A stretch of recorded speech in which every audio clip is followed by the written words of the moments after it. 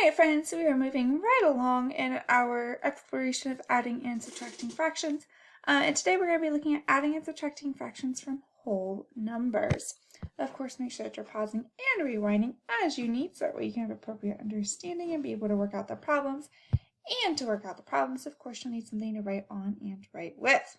Alright, so let's go ahead and start with some of these. We're going to start off super basic, okay? So the first one, let's say that I have 1 plus 1 and 3/4. Okay, well, what am I going to do? Well, we know that I need to go ahead and add my like units, right? So I'm going to go ahead and add my wholes first. So I'm going to have 1 plus 1. That's going to give me 2. I'm going to add my fractions. Nothing plus 3/4. That's going to give me 3/4. Pretty basic, right? It's easy to visualize this as well. So here's my 1, and then I have another 1 whole. And then I have 3/4.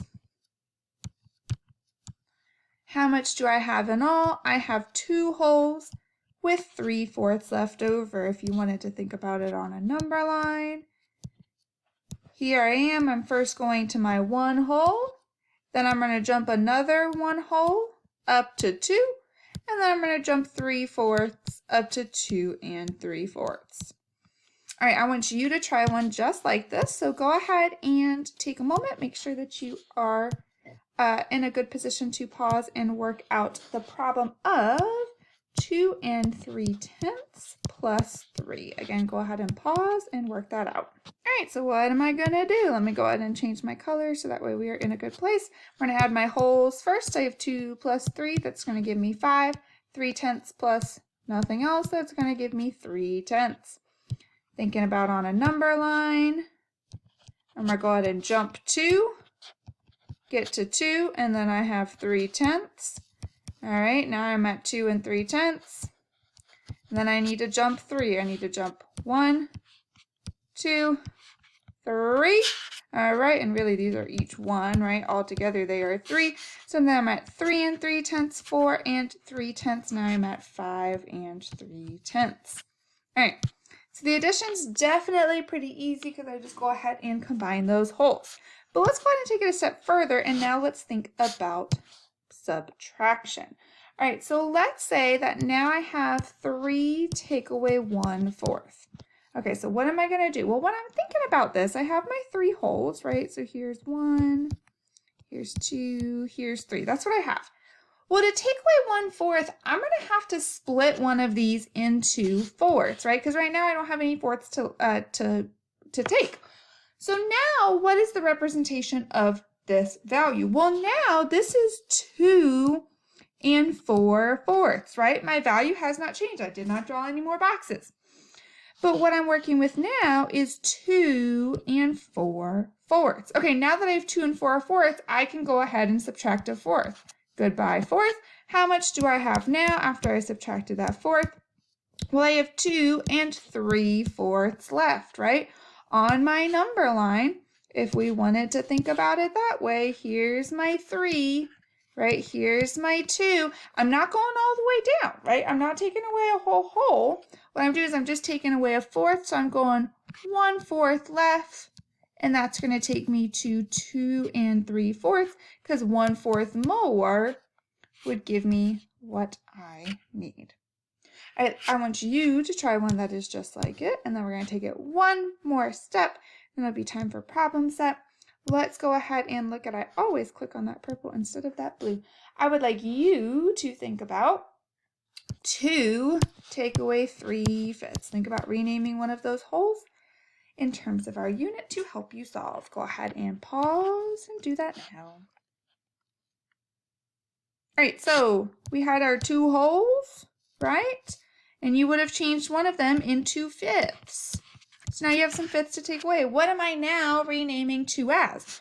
Well, now I'm renaming that 2 as 1 and 5/5. It's still the same thing, right? I can give you 2 pizzas, or I can give you 1 whole pizza and then another whole pizza cut into 5 slices. It's still 2 pizzas, right? You're still getting the same amount of pizza, just one is cut in 2 slices. All right, so I have 1 and 5/5 now. Take away 3/5. Well, 1 take away nothing, that's going to leave me with this 1 whole. I know this 1 whole will be right here. 5/5 take away 3/5. That's going to leave me with 2/5 left because I'm going to take away those 3/5. All right, let's take it one step further. The last step that we're going to take further today, let's say now I have 3 take away 1 and 2/3. All right, so don't panic. This is very similar. I have my 3. I'm taking away 1 and I have to take away some thirds. Well, let's first off go ahead and rename this in terms of some thirds because I'm going to need them. So let's go ahead and change one of these into thirds. So what is my 3 now? Well, now my 3 is 2 and 3/3. How did I get that? Well, I just split this one right here into thirds. How much do I have now? I have 1 whole, I have 2 wholes, and then I have 3/3, which is the same as a whole. I'm still working with a value of 3. I am just now naming it as 2 and 3/3.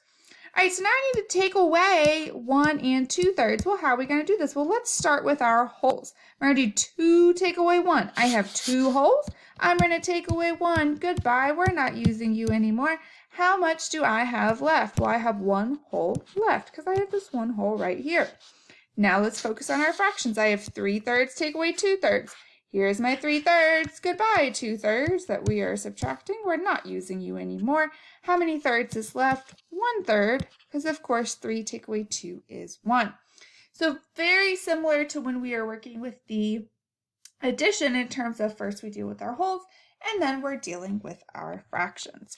All right, last practice one for the video.